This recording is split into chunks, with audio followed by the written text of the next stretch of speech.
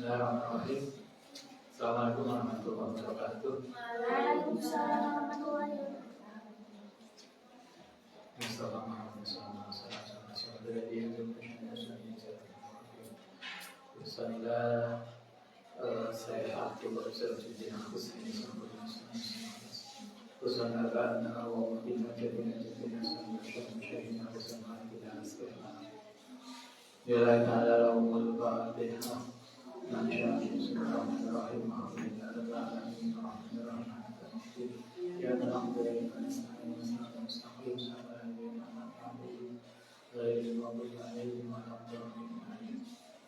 Bisa dengar suaranya?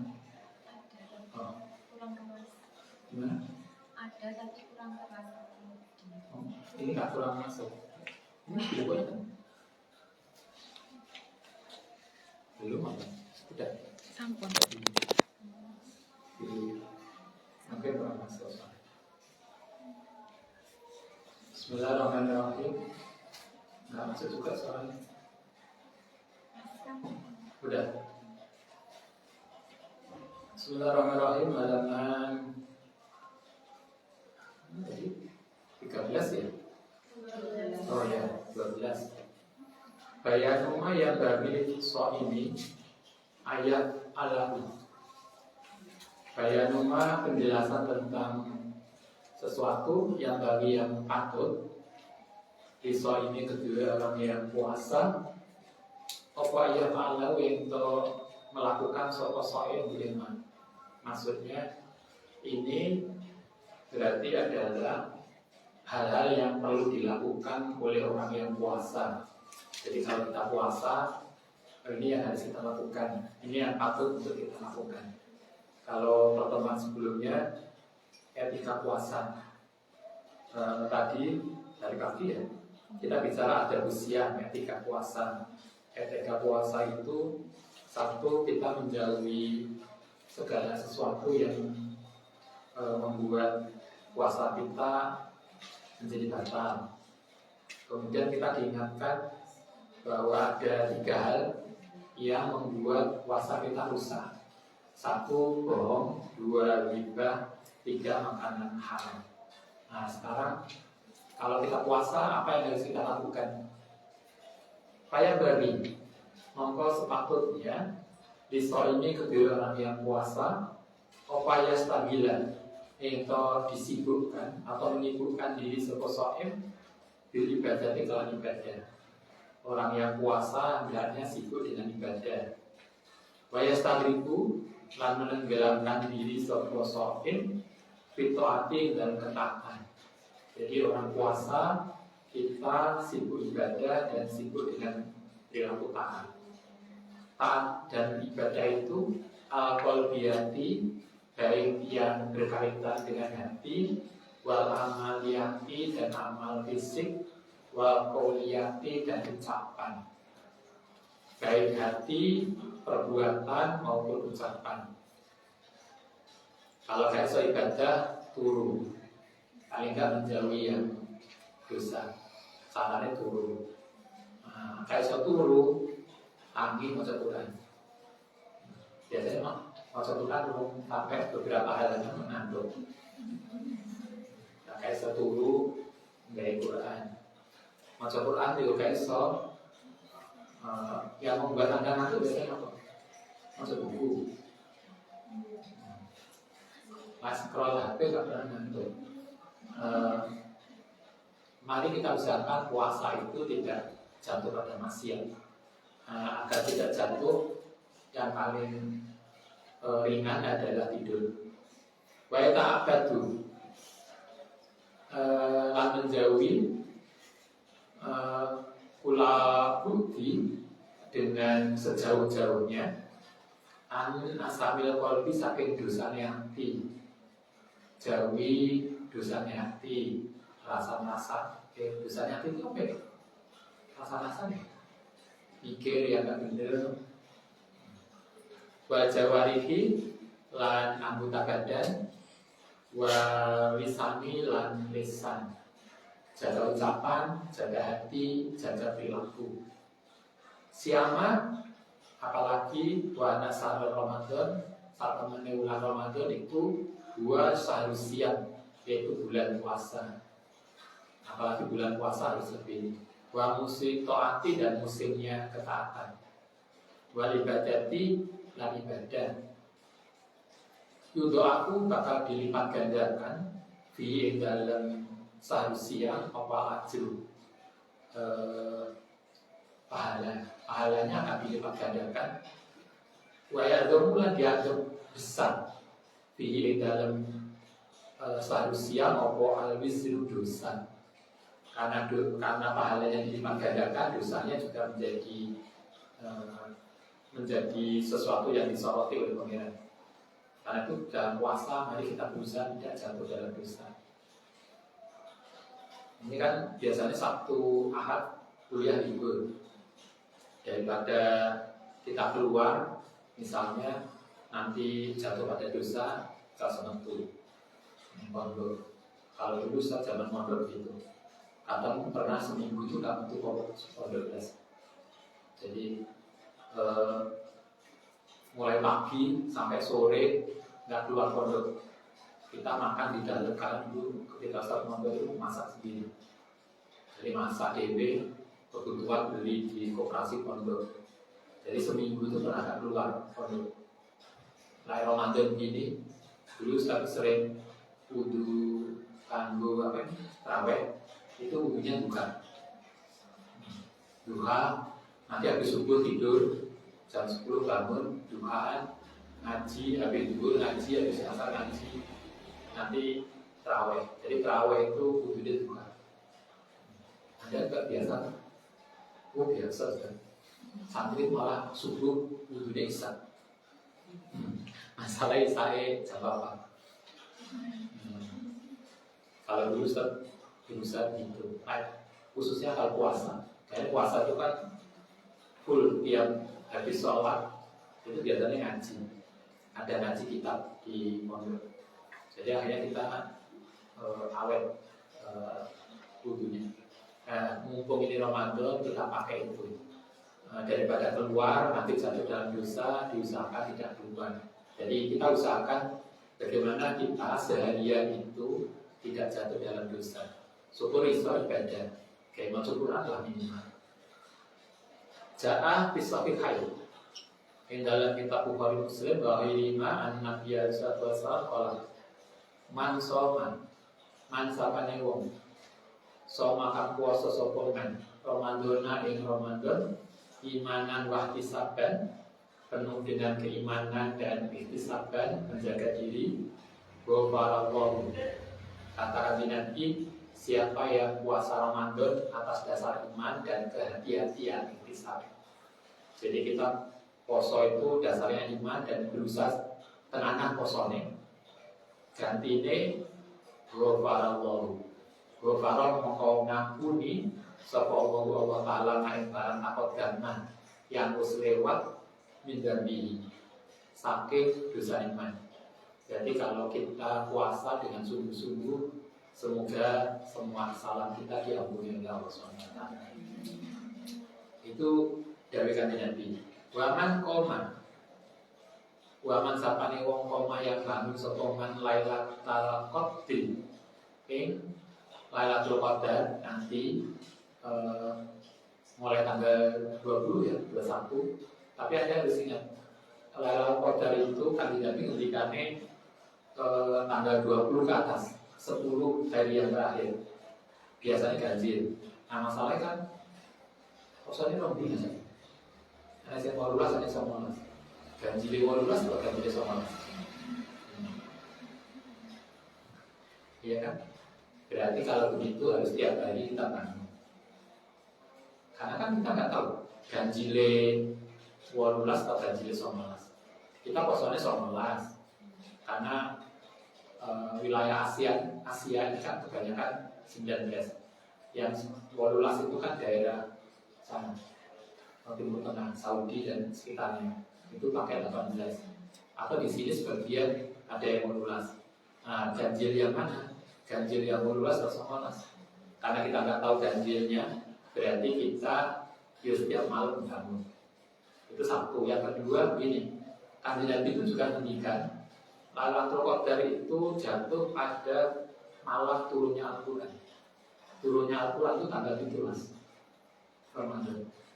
Jadi sangat mungkin selain 10 yang terakhir Ramadan, Lailatul Qadar itu jatuh pada malam 17.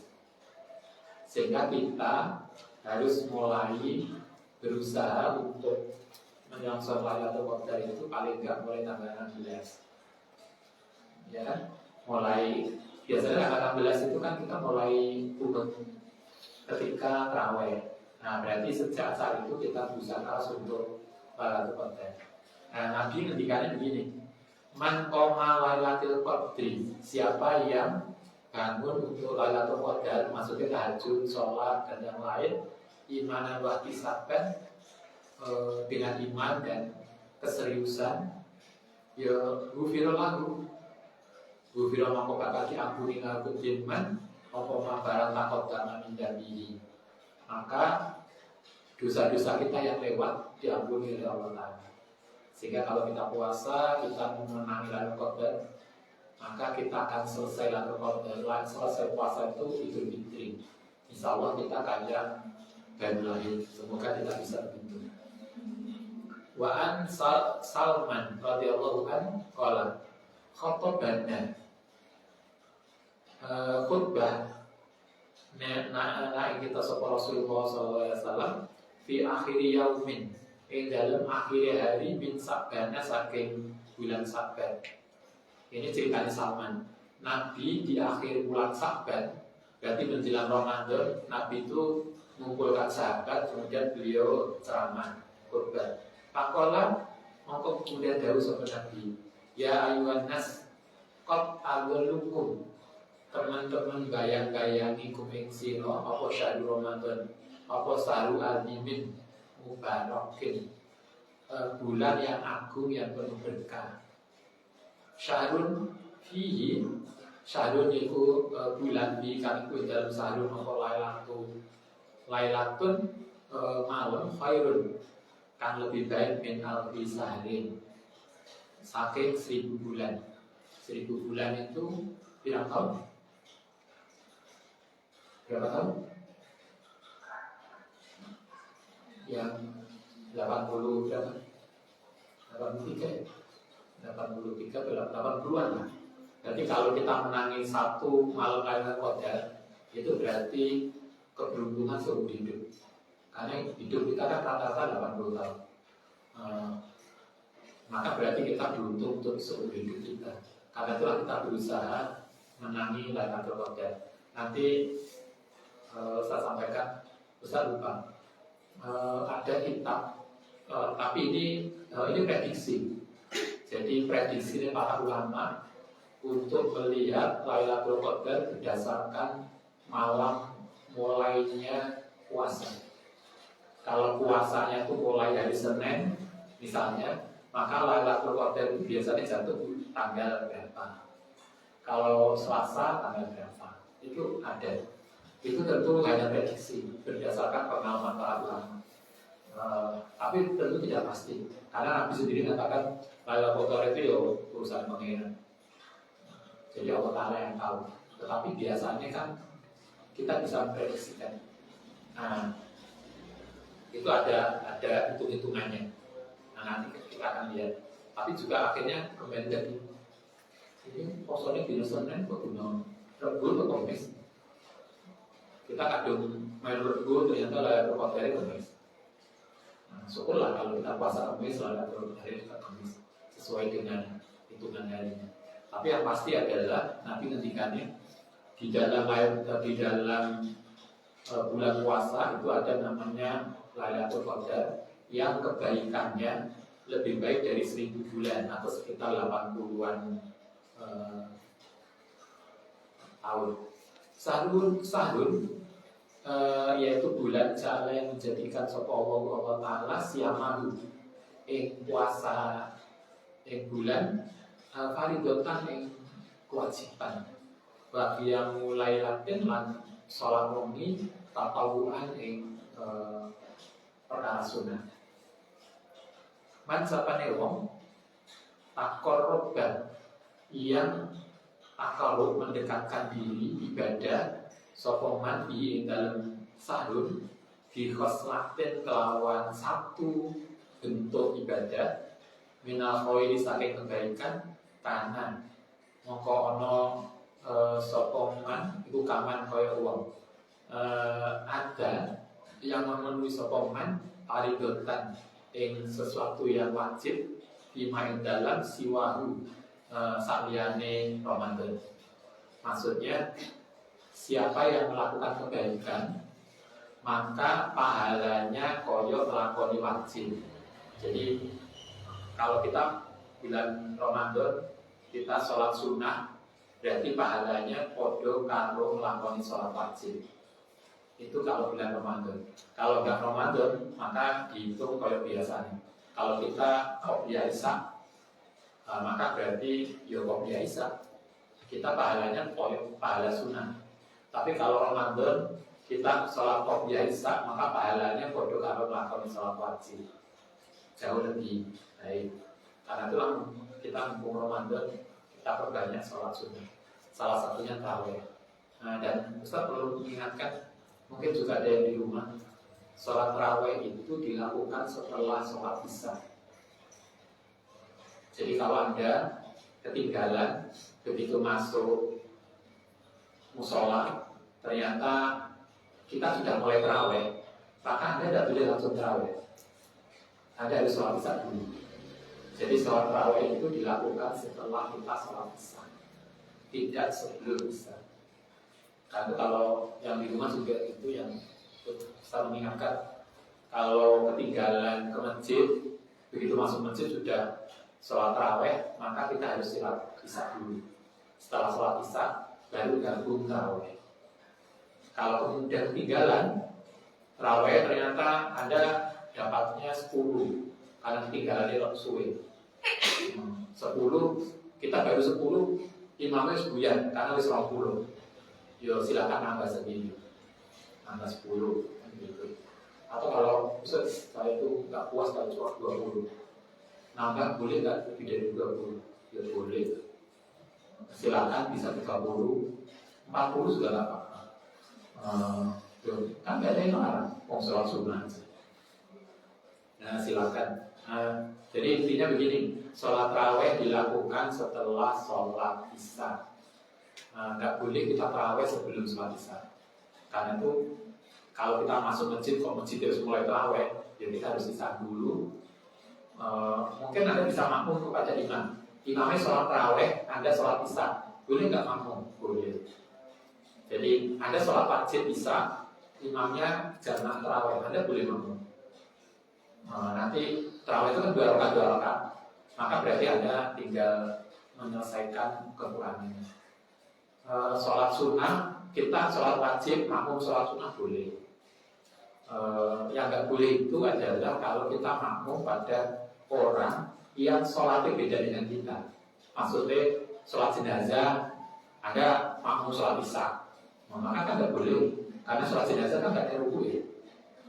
Atau sholat grono.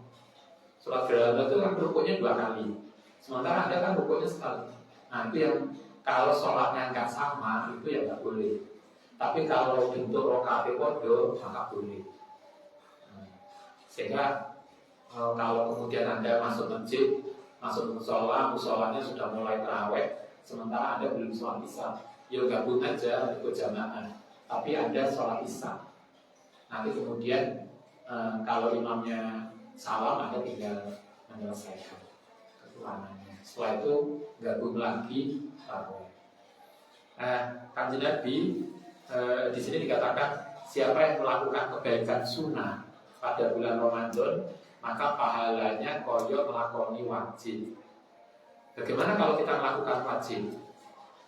Wamen sapane wong ada yang melakukan sokongan faridotan sesuatu yang wajib fihi dalam Ramadan karena mengkono sokongan itu kapan kaya seseorang ada yang memenuhi sokongan sabina faridotan 70 kewajiban dimain dalam barang siwahu selain Ramadan.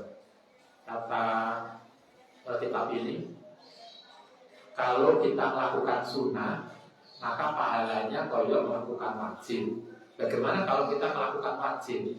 Koyok kita sholat isya wajib, maka pahalanya sama dengan 70 kali isya. Tapi bukan berarti kemudian dihitung. Sekarang isya jamaah, hari umur, besok gak sholat isya. Kamu gak sholat isya? Aku ini sebagai pengguru. Enggak. Kemarin itu dulu pernah ada,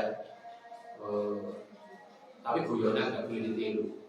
Ada orang mulai haji, kemudian suatu ketika dia waktunya jamaah ketemu ustaz nggak jamaah, kemudian dia kok nggak jamaah?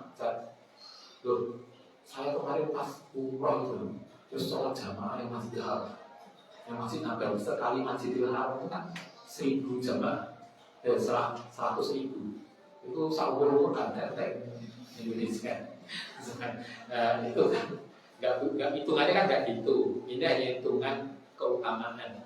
Nah, di sini dikatakan siapa yang melakukan kewajiban fardu, ibadah fardu di dalam bulan Ramadan, maka pahalanya dilipat gandakan koyok orang melakukan 70 kali kebaikan fardu.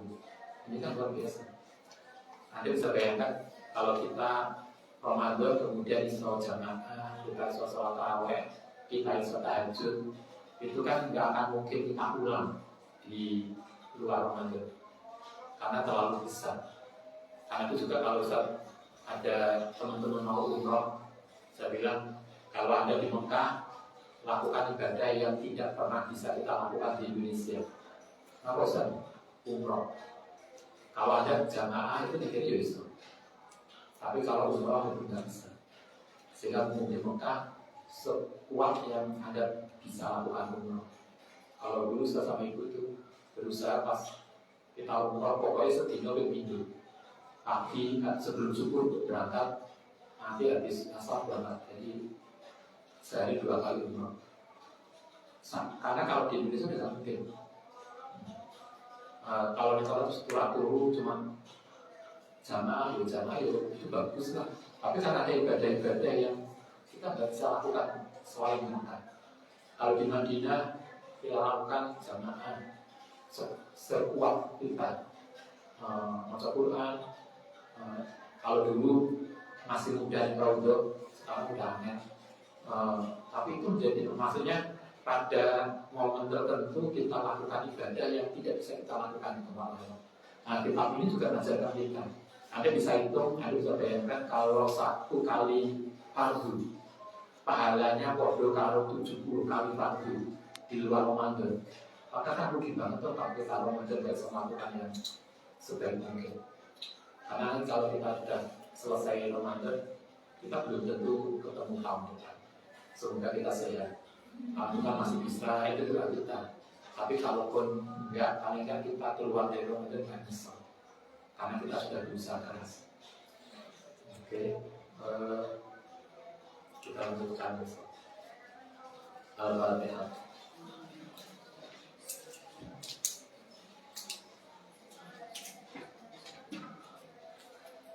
Rabbana Rabbana